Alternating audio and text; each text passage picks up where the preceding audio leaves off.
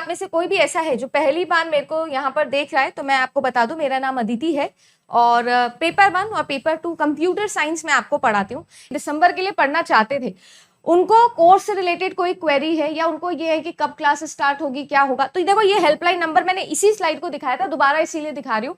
ये रहा वो स्लाइड, ये रहा वो नंबर, कॉल कर लेना।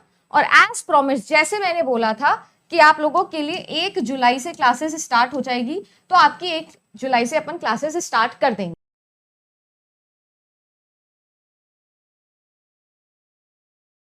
Arrangement of the components of computer is architecture of computer, and that architecture was given by various scientists.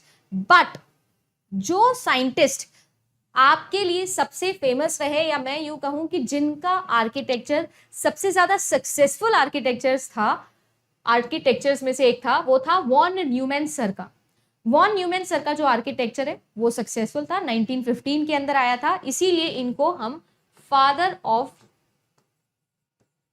Computer architecture कहते हैं। Father of computer architecture von Neumann sir को हम कहते हैं। इनका जो आर्किटेक्चर था, इसका नाम भी इन्होंने दिया था स्टोर्ड प्रोग्राम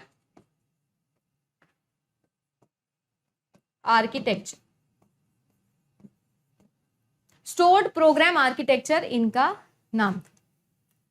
ठीक है जी, देखो मैं आपको एक कहानी सुनाने वाली हूं। अब मैंने अभी तक आप लोगों को एक चीज बताई कि मैंने कंप्यूटर को डेटा दिया, सही है, उस डेटा के ऊपर जो हमारा प्रोसेसिंग यूनिट है वो प्रोसेसिंग करेगा, राइट, या जिसको हम लोग बोलते हैं ना मैन्युपुलेशन, वो मैन्युपुलेशन होगा, और उस मैन्युपुलेशन के बिहाफ पर हमको मिलेगा हमारा इंफॉर्मेशन।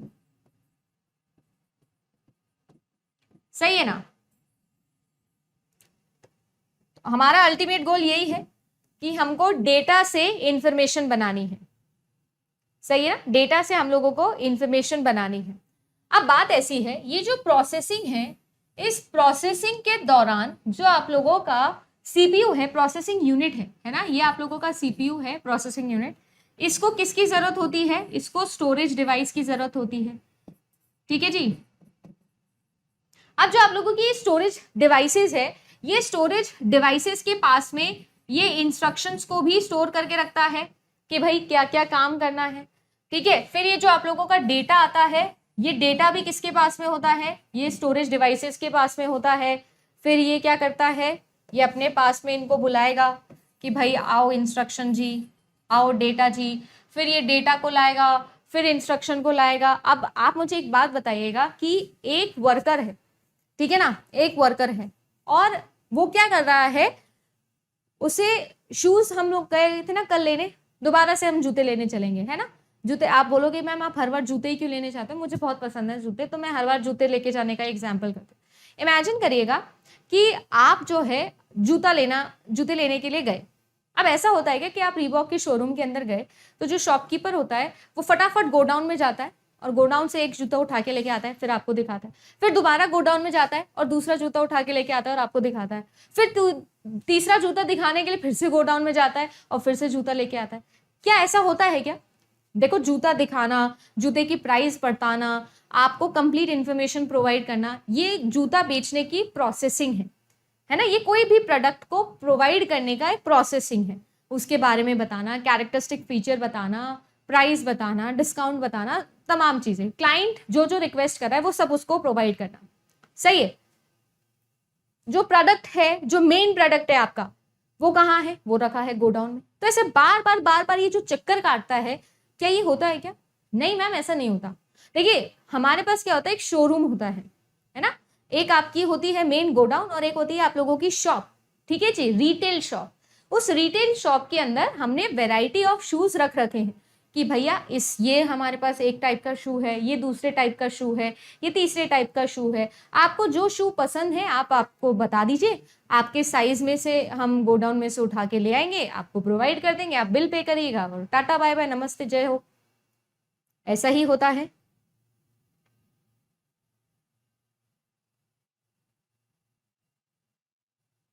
सही है, ऐसे ही होता है। समझ में आया कि मैं क्या बोलने की कोशिश कर रही हूँ? सेम चीज मैं आपको समझा रही हूं। आपकी जो स्टोरेज डिवाइस है वो अपना अलग बढ़िया जीवन जी रही थी। अब सीपीयू क्या करता है, सीपीयू को डेटा से इंफॉर्मेशन बनानी है, वो डेटा भी कहाँ रखा है, स्टोरेज डिवाइस के पास।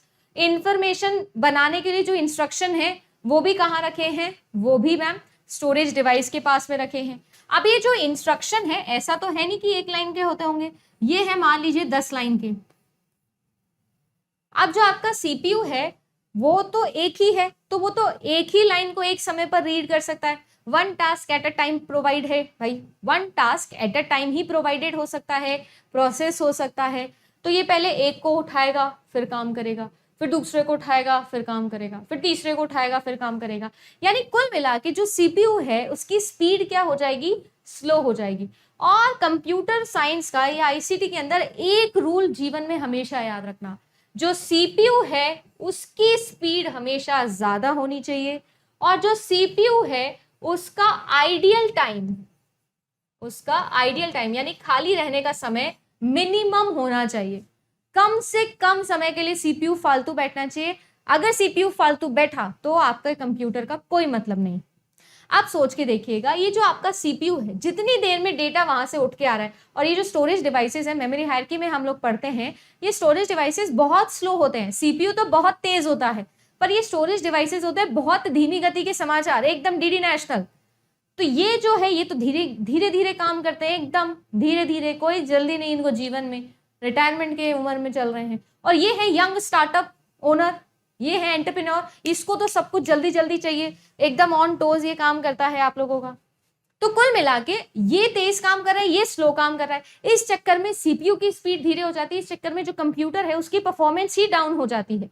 और ये जो चीज है ये हमको पसंद नहीं है, ये जो चीज है ये हमको पसंद नहीं है। सो कुल मिला के जो वॉन न्यूमैन सर थे उन्होंने क्या कहा, उन्होंने ऐसा कहा कि भाई आप एक काम करिए कि जहां पर आपका सीपीयू रखा है ना, जहां पर आप लोगों का कंप्यूटर आपके इंस्ट्रक्शन को एग्जीक्यूट करता है, ठीक है जी, सीपीयू के पास में जो प्रोसेसिंग यूनिट है ना वो दो तरीके की यूनिट्स में डिवाइडेड है। एक आपकी अर्थमेटिक एंड लॉजिक यूनिट और एक आप लोगों की कंट्रोल यूनिट। तो जो आप लोगों का सीपीयू है ना उसके पास में सारे के सारे अर्थमेटिक एंड लॉजिकल ऑपरेशंस काम करने के लिए, टास्क प्रोवाइड करने के लिए तो लॉजिक यूनिट है, अर्थमेटिक यूनिट है, और कंट्रोल यूनिट बताता है कि कब करना है, कैसे करना है, कितने समय में करना है, यानी कि टाइमिंग सिग्नल्स और कंट्रोल सिग्नल्स जनरेट करने का काम इनका होता है।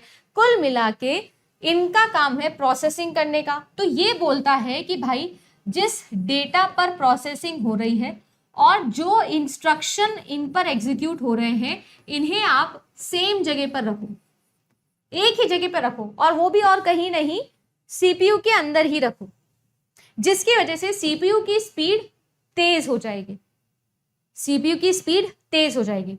सो the instruction and the data on which the instruction has to be executed must be kept on the same department और the same place, on the same place, that is on the CPU itself।